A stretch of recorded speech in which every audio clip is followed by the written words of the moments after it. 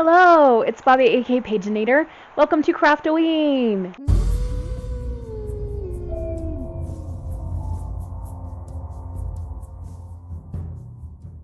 So here's my plan. You may have seen my announcement video. This year I'm just taking all the restrictions off the table. The only hard and fast rule I'm going to stick to is that everything has to be Halloween or spooky themed that I create for this series. Go back and watch my announcement video to get some of my other thoughts, but just so you know, there may or may not be videos every day this month. So my original thought was, you know what, the idea of making the journal to work in is stressing me out. So why don't I get on Etsy and order like a gothic or Halloween style journal? So I found a shop called Ricky's Pretties. I will link her in the space down below. And she sent me this gorgeous journal to work in, along with this bonus pack of fun things to play with.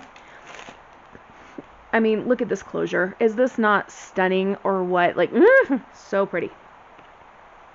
So I have this beautiful journal. We'll open it up so you can take a look and see what's inside. There's some poems, some different things. There are touches of pink here and there, which is not my favorite thing in the world, but it's light enough that, you know, it's not going to bug me. It's not like Barbie pink. She's got some cute tags and fun things. I love that there's a unicorn right here. And I won't show you like every single page right now, but just so you can see kind of the vibes of this that she made. Well, after I placed the order on Etsy, I realized you already have a gothic junk journal that you bought from another Etsy seller a while ago. But knowing myself, I thought, you know what? Let's just get the two, because I might end up creating a lot of bulk in one. So I'll show you the other one that I got a long time ago. This gorgeous thing came from the Shop Journaling Junkie. She has a YouTube channel, and I will link her in space below as well. Look at this, more black ribbon on the closures, and she has, I remember when I watched the video when she showed this, I immediately went to Etsy and bought it. Some of the fabric, like this fabric right here, is actually Victorian fabric from an old dress, and I'm like, yeah, mine, I'm calling it. This one is also just beautiful. I mean, so many fun things to work on and play with and stuff. So as we go through this series, you may see me working in one or the other of these. Also,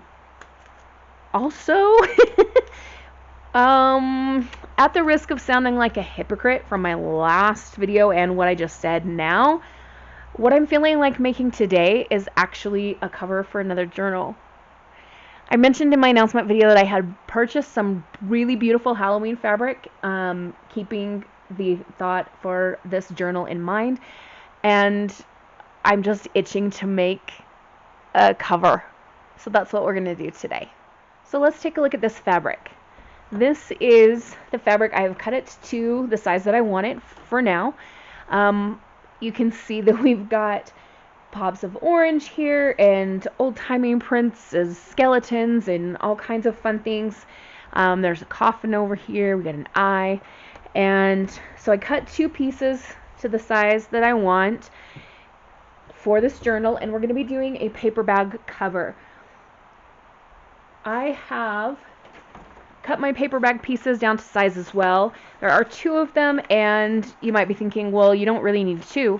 That's true. I don't need to, but I'm going to use two because if I can do this correctly, we're going to have a pocket on one side that opens up.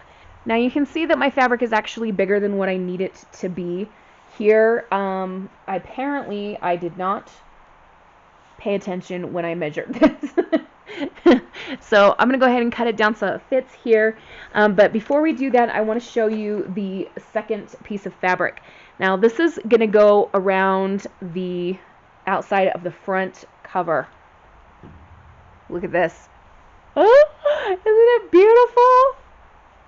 I absolutely fell in love with this at the store and then had to go hunting for a print that I thought would go nicely under it. So this is going to be, the outside will be a piece of this with this over top, and then the inside will just be this. I'm very excited. Alright, I've got the fabric cut to the right size this time. You might be thinking, gosh, you just wasted that fabric. Well, I didn't really, because you can use scraps for things that can make ruffles or whatever.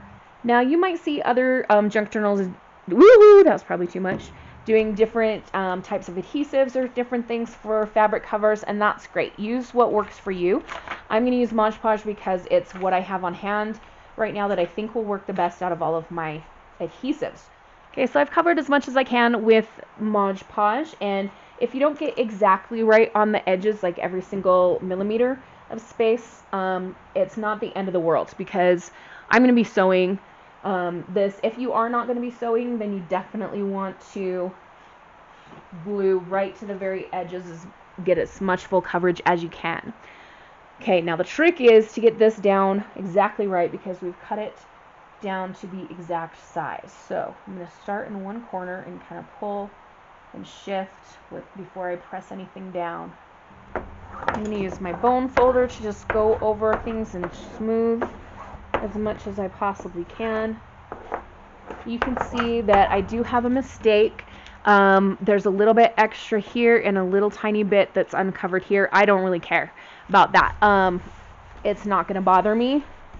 For those of you who are more OCD about that kind of stuff, you may want to cut the fabric extra large so that you can trim around and avoid those type of situations.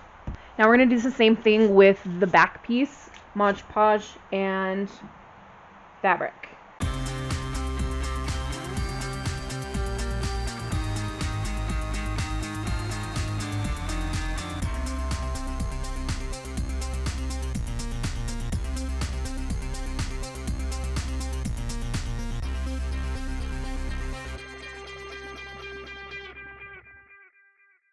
Okay, so I've got both of my pieces covered with this fabric. I'm going to give this a little bit of time to dry just so that the Mod Podge doesn't gum up with the needle, and then I will do some sewing around the edges of both pieces. Why not just sew them both together at once? Because I'm a dummy and I'll probably just sew right up that pocket. So I want to sew around them both first with like a kind of a pattern stitch, and then when I attach the two pieces together, then we'll go through with a single stitch. I'm not going to bring you into the sewing machine room with me. That's my craft room, and at the moment right now it is a big mess. I've got way too many projects going, and like 3 that I have to do today, so I'm not taking time to clean up the craft room in the middle of things. So I'll just come back to you when I'm done sewing. Alright, sewing's done. I went ahead and used a fun pattern stitch to sew the fabric and secure it with the bag pieces. And then I just sewed around the 3 sides here, leaving this pocket open. So the only thing left to do today, well, I guess we could do 2 things. We need to put this gorgeousness on here, and then I guess if I have time, I could add my little number here. I put a number in every journal that I make. This is going to be number 37. So what I'm thinking is using hot glue to secure this, because I don't want to glue down every single bit of it. Otherwise I could just Mod Podge again. But I want it to really be secure, and hot glue, yeah, this is also a piece that's too big. That's okay, we can cut off the extras. Hot glue might be something that you would not prefer to use, and that's totally fine. Again, like, use what works for you. So while we're waiting for that, I could think about how to add the 37 to the inside of the journal. I like to, along with the number, put my little stamp, my Page 1 Creations on it. So I can do that. We're going to need Stays On ink, the stamp, and we're going to need something to put it on. I've got this paper that's cute. I've got this scrap of black and white paper. I kind of think I want to like mount one on top of the other. The good thing about having this large white piece is that I can restamp it if I need to. I love Stays On ink because it smells like almonds. It's amazing. It's kind of like a little delicious treat for your nose. Okay, so that one didn't work so well. You can see one side is really dark, one's light, so we'll try it again.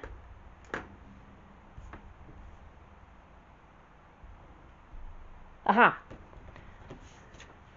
That worked a lot better. Now I need to trim just a little bit off of that side. Alright, Black Soot Distress Oxide. Finger dauber. Let's go around the edges.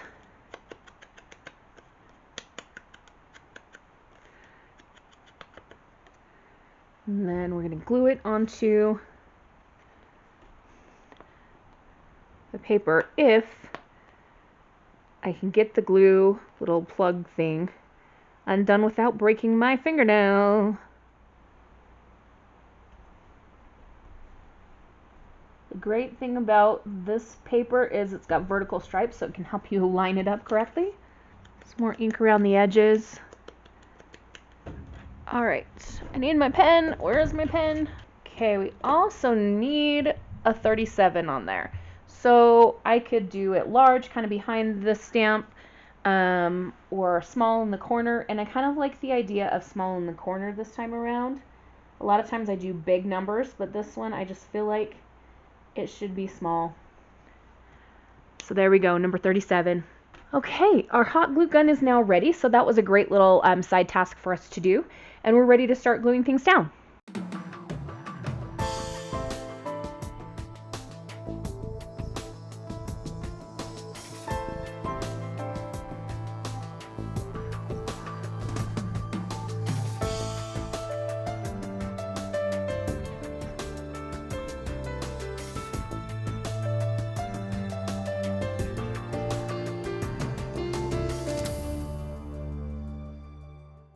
Alright, everything's glued down.